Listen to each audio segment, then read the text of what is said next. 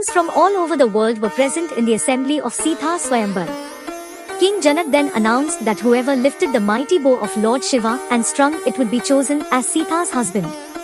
All the kings tried it one by one, even in groups, but no one could move it an inch. King Janak became upset. However, Raghuvirians were present there. After taking permission from Sage Vishwamitra, Rama stepped forward to lift the Shiv Dhanush. Shree Rama easily picked up the bow and broke it during stringing. The sound shocked everyone into silence. King Janak was delighted to see Rama's bravery. Finally, Sita put the varmala around Rama's neck, and devtas from heaven rained flowers. The tremendous noise of the broken Shiv Dhanush reached the ears of Parshurama.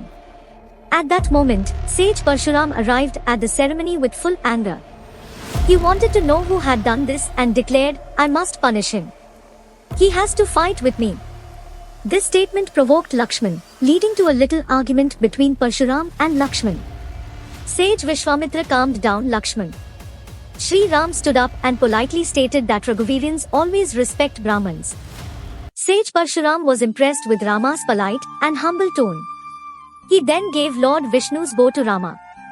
When Rama strung the bow, Sage Parshuram realized that Shree is none other than the avatar of Lord Vishnu. After this incident, Parshuram went to Mount Mahendra. A wonderful marriage ceremony was organized in Mithila, where Rama married Sita. The other three princes of Ayodhya also got married on this joyous occasion.